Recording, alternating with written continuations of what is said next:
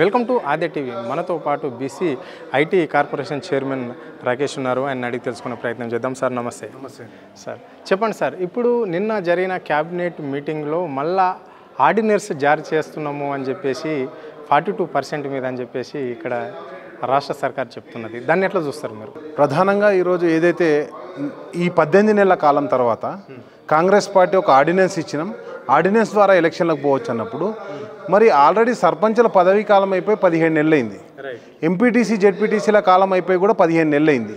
మరి ఇదే ఆర్డినెన్సు ఈ 18 నెలల వెనకాల ఎందుకు తీయలేదు? ఇప్పుడు సడన్గా ఆర్డినెన్స్కి ఎందుకు తీసుకెళ్ళడం జరిగింది? ఏదైతే మీరు బీసీ డిక్లరేషన్ అనే మీ మేనిఫెస్టోలో కాంగ్రెస్ పార్టీ మేనిఫెస్టోలో పెట్టడం జరిగింది, ఆ మేనిఫెస్టో ప్రకారం మీరు అధికారం సాధించడం జరిగింది. మీరు అధికారం సాధించిన తర్వాత మీరు ఇచ్చినటువంటి ఏ హామీని అమలు చేయకుండా ఈ బీసీలను కూడా మోసం చేసే హామీ ఇంకొకటి కొనసాగుతుంది. ఎందుకంటే గతంలో చూసాం, మహిళలకు అందరికీ 2,500 రూపాయలు ఇస్తామని చెప్పేసి అన్నారు, దాన్ని ఇవ్వలేదు. అదేవిధంగా వృద్ధులకు వికలాంగులకు అందరికీ కూడా పెన్షన్లు ఇంక్రీజ్ చేస్తాం, వృద్ధులకు అందరికీ కూడా 4,000 నుంచి 2,000 ఉన్నది 4,000 చేస్తామన్నారు. షాదీ ముబారక్ తులం బంగారం ఇస్తామన్నారు. అదేవిధంగా బీసీలకు 42% రిజర్వేషన్ ఇస్తామన్నారు. ఇవన్నీ కూడా ఏవి అమలు చేయకుండా ఈరోజు మళ్ళీ మీరు ప్రజల్ని మోసం చేసే దిశగా పోవడం జరుగుతుంది. అంటే ఇక్కడ ముఖ్యమంత్రి కూడా ఒక మాట అంటుంటాడు, అంటే బీసీలు నన్ను గుర్తుపెట్టుకోవాలి, బీసీలకు పెద్దన్నను, ఈ కాంగ్రెస్ పార్టీ బీసీలకు న్యాయం చేసే పార్టీ, బీసీల అండతోటే ఎలక్షన్లో నేను గెలిచిన, అందుకే బీసీ రిజర్వేషన్ ఇంప్లిమెంట్ చేసి స్థానిక సమస్యలల్లో బీసీలు రాజకీయం వైపు ఉండే విధంగా కాంగ్రెస్ పార్టీ తీసుకుంటుంది, ఆ బాధ్యత కాంగ్రెస్ పార్టీదే.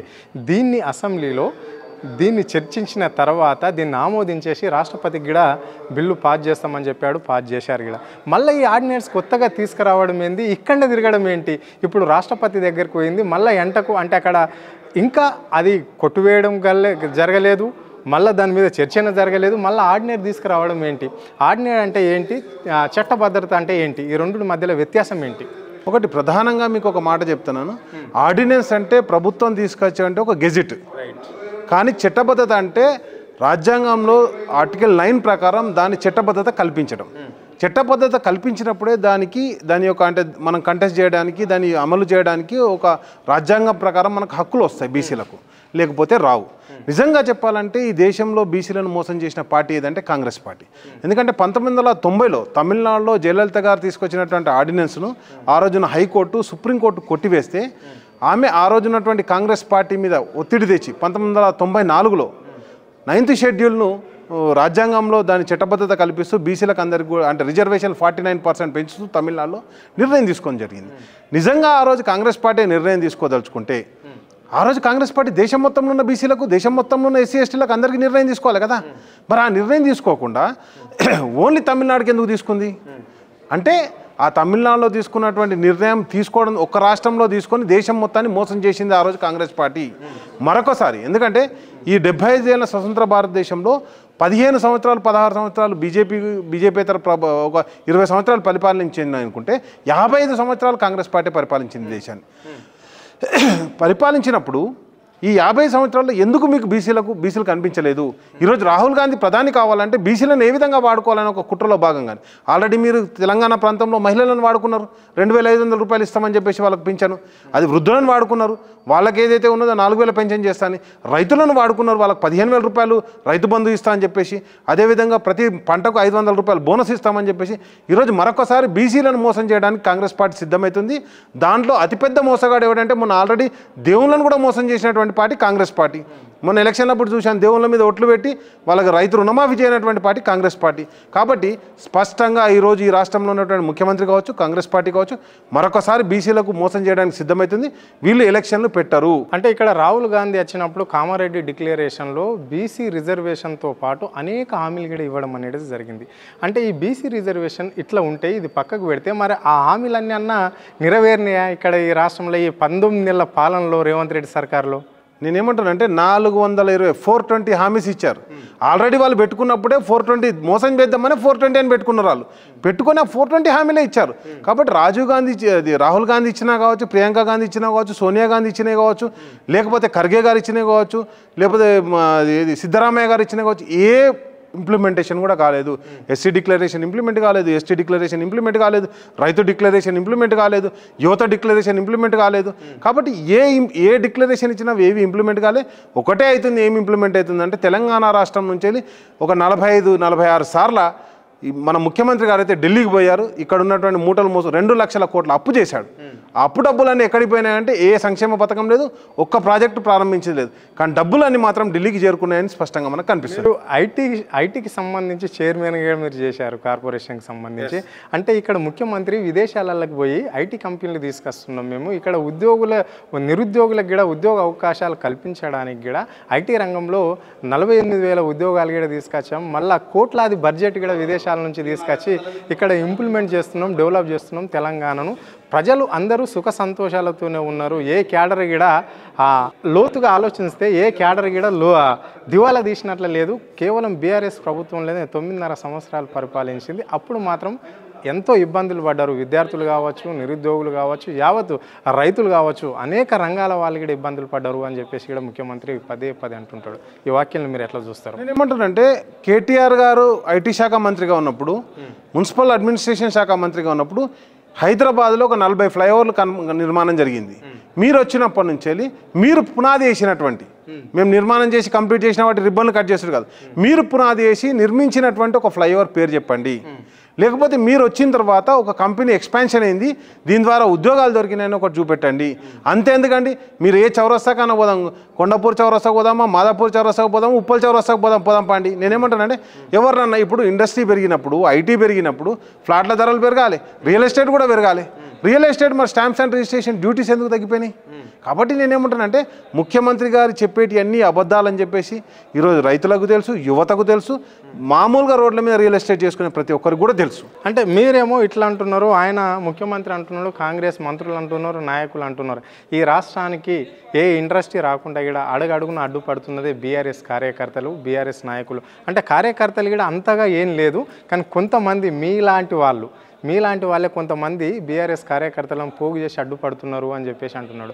అంటే ఉదాహరణకు చూసుకుంటే లగచర్లనే కావచ్చు, రమణపేటనే కావచ్చు, లేదంటే జైరాబాద్ డప్పురే కావచ్చు, సింగిచర్లనే కావచ్చు, తదితర ఏరియాలలో కూడా కావాలని చేస్తున్నారే బీఆర్ఎస్ నాయకులు అని చెప్పేసి ముఖ్యమంత్రి అంటున్నాడు. మీకు ఒకటే మాట చెప్తున్నాండి, ఏదైతే మీరు అన్నట్టుగా మొన్న మా రామన్న కేటీఆర్ గారు, మా వర్కింగ్ ప్రెసిడెంట్, యూకే పోయాడు, యుఎస్ పోయాడు. ఏమని చెప్పాడు? మేము ప్రభుత్వంలో ఉన్నా లేకున్నా తెలంగాణలో పెట్టుబడి పెట్టండి, రాబోయే ప్రభుత్వం మాదే అని చెప్పి స్పష్టత ఒకటి ఇవ్వడం జరిగింది. నెంబర్ 1, పెట్టుబడులు పెట్టండి అని పిలవడం జరుగుతుంది. యూకే పోయినా కానీ, మన ఆక్స్ఫర్డ్ యూనివర్సిటీ పోయినా కానీ అదే చెప్పడం జరిగింది కేటీఆర్ గారు. అండ్ నెక్స్ట్ వచ్చేసి మేమంటారు, ఏదైతే కంచె గచ్చిబౌలి ఆ భూములు ఏవైతే ఉన్నాయో కంచె గచ్చిబౌలి అవి యూనివర్సిటీ భూములు. సరే, నా మాట నీ మాట కాదు.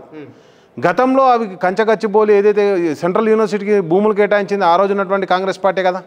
మరి ఆ భూములు ఏవైతే జీవో మీద ఇష్యూ చేసిరో ఆ భూములను చూపెట్టండి. ఇగో మీ భూమికి ఇది, మీ భూమి 2,400 ఎకరాలు గీడు ఉన్నది, మిగతా అంతా మీదే ప్రభుత్వం తీసుకోండి, ఎవడొద్దన్నాడు?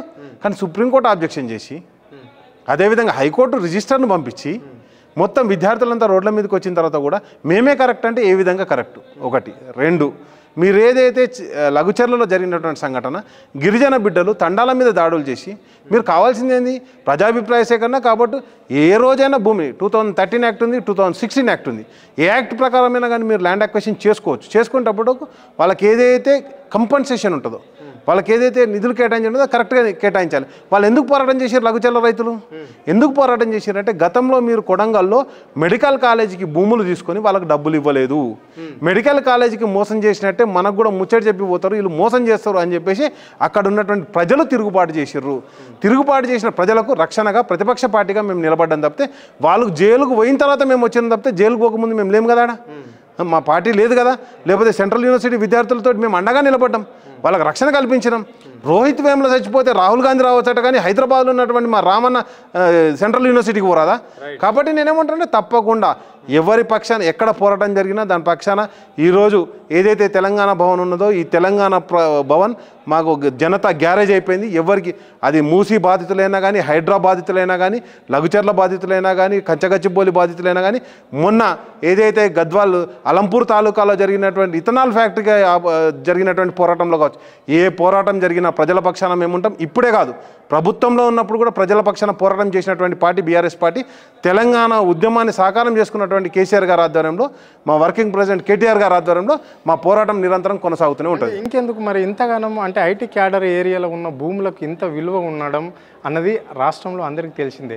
మరి అక్కడ ఏండ్ల కొద్దీ ఉన్న వాళ్ళకు ఇప్పుడు గోపనపల్లిలో కావచ్చు, ఇప్పుడు ఇంకా కూడా నడుస్తున్నది 15 రోజుల నుంచి కూడా పేదవాళ్ళు ఉండేది బస్వ తారక్ నగర్ అని చెప్పేసి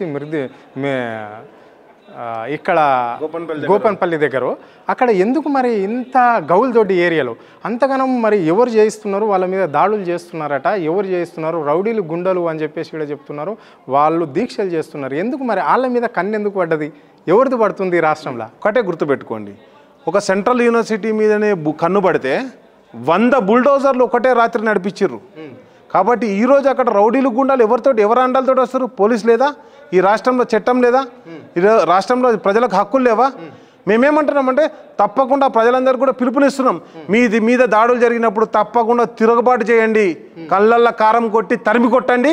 దానికి ఏదైనా అవసరం ఉంటే మా బీఆర్ఎస్ భవన్ ఉన్నది, మా కేటీఆర్ గారు ఉన్నారు, మీ అండగా నిలబడతాం, మీ తరఫున పోరాటం చేస్తాం. పోరాటాల ఉద్యమాలతోటి తెలంగాణ రాష్ట్రాన్ని సాధించుకున్నాం. ఎవరికి అన్యాయం జరిగినా వాళ్ళతో కలిసి ఉంటామని చెప్తున్నాం. ఫీల్డ్ మీదకి వెళ్ళాం, మీరు అన్నట్లుగానే అక్కడ పోలీసు లేరా అని మీరు అంటున్నారు కదా. అంటే అక్కడ 6 మంది ఇజ్రాయలు మా మీదకి దాడికి వస్తే 6 మంది ఇజ్రాయల్ మందిని మేము పట్టుకుంటే 60 మంది 70 మంది ఏకతాటి మా మీదకి దాడికి వచ్చారు. 6 మందిని పట్టుకుంటే 60 మంది పోలీసులు వాళ్ళ కాపలా ఉన్నారు. సో మరి మమ్మల్ని ఎందుకు ఇబ్బంది పెడుతున్నారు? మేము పోలీసులకు ఫోన్ చేస్తే కూడా మా ఫోన్ లిఫ్ట్ చేయడం లేదు, మళ్ళీ రిటర్న్ మా మీదనే కేసులు పెడుతున్నారు అంటున్నారు. అక్కడ బీజేపీ కార్పొరేటర్ ఉన్నాడు, స్థానికంగా కూడా ఎమ్మెల్యే కూడా, అది బీజేపీ ఎంపీ కూడా బీజేపీ, అక్కడ ఎంపీ బీజేపీ. కాబట్టి 2 జాతీయ పార్టీలు కూడా తెలంగాణ సంపదను కొల్లగొట్టడానికి, తెలంగాణ భూములను కొల్లగొట్టడానికి, కాంగ్రెస్ పార్టీ నడిపించుకోవడానికి ఏదైతే ఎల్ఎన్టీ కాంట్రాక్ట్లో ఉన్నటువంటి కాళేశ్వరం ప్రాజెక్టు నిర్మాణం కాదు, కానీ ఏసీసీ ఆఫీస్ మాత్రం ఎల్ఎన్టీ కన్స్ట్రక్షనే కంప్లీట్ చేస్తుంది. కాబట్టి ఇది చూపెట్టి అది కట్టించుకున్నారు తప్పితే ఏ రోజు కూడా తెలంగాణ గోస గురించో, తెలంగాణ బాధ గురించో, తెలంగాణ నీళ్ళ గురించో, తెలంగాణ భూముల గురించో ఈ కాంగ్రెస్ పార్టీకి పట్టింపు లేదు. ఈ కాంగ్రెస్ పార్టీ ఏం లేదు, డబ్బులు సంపాదించాలి, కేంద్రానికి పంపాలి, వీళ్ళ జేబులు నింపుకోవాలి, అదే కార్యక్రమంలో ముందుకు పోవడం జరుగుతుందండి. చివరిగా మరి రాష్ట్రంలో రియల్ ఎస్టేట్ రంగం ఎప్పుడు మరి అభివృద్ధి చెందేది? అంటే ఇప్పటికీ హైదరాబాద్లో రియల్ ఎస్టేట్ అనేది లేదా, అంటే ఆల్రెడీ అయిపోయిందా? మరి తెలంగాణ జిల్లాలలో ఎక్కడెక్కడ రియల్ ఎస్టేట్ రంగం జరిగే అవకాశం కనిపిస్తున్నది? మీకు ఒకటే మాట చెప్తున్నా, తెలంగాణలో రియల్ ఎస్టేట్ అభివృద్ధి చెందాలంటే రైతుల జేబుల్లో డబ్బులు ఉండాలి, ఉద్యోగుల జేబుల్లో డబ్బులు ఉండాలి, లేకపోతే ప్రైవేట్ ఎంప్లాయ్మెంట్ ఎక్కువగా పెరగాలి. ఈరోజు రైతుల జేబుల్లో డబ్బులు లేవు. రైతు బంధు 2 సార్లు కొట్టిండు. ఏదైతే బోనస్ ఇస్తానో వడ్లు కొంటలేడు, బోనస్ ఇస్తలేడు, తడిసిపోతున్నాయి వడ్లు. ఇంకో దిక్కు ఎంప్లాయీస్కి ఏమో పీఆర్సీ అమలు చేయలేదు. ఇప్పుడు కేసీఆర్ గారు దాదాపుగా 86% పీఆర్సీ ఇంప్లిమెంట్ చేసిండు. ఒకసారి 43 చేసిండు, దాని మీద 43 మీద మళ్ళీ 30% చేసిండు. అది 2 కలుపుకుంటే 86% పీఆర్సీ ఇంప్లిమెంట్ చేసిండు. ఈరోజు ఆ పీఆర్సీ లేదు. మరి ఎక్కడి నుంచి ఉంటాయి? ఉద్యోగాలు వస్తలేవు, కంపెనీలు రావట్లేదు, వీళ్ళు బెదిరి ఇప్పుడు ఆల్రెడీ ఉన్నటువంటి ల్యాండ్ల మీదనే దాడి చేస్తుర్రు, కంపెనీల మీద దాడి చేస్తలేరు. మీకు నాకేమెరక మొన్న చూసినాం కదా, అందాల పోటీలు, మిస్ వరల్డ్ పోటీలు జరిగితే మ్యాగీ గిల్ల పోయి ఎక్కడ పోయి పెట్టుకున్నది? ఇంగ్లాండ్లో పోయి ప్రెస్ మీట్ పెట్టుకున్నది. ఏమని? నన్ను గిల్లిర్రు అని చెప్పేసి పెట్టుకున్నది.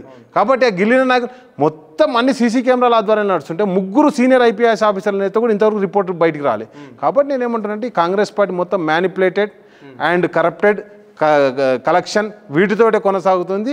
కాబట్టి వీటన్నిటి కూడా ప్రజలు అబ్జర్వ్ చేయడం జరుగుతుంది.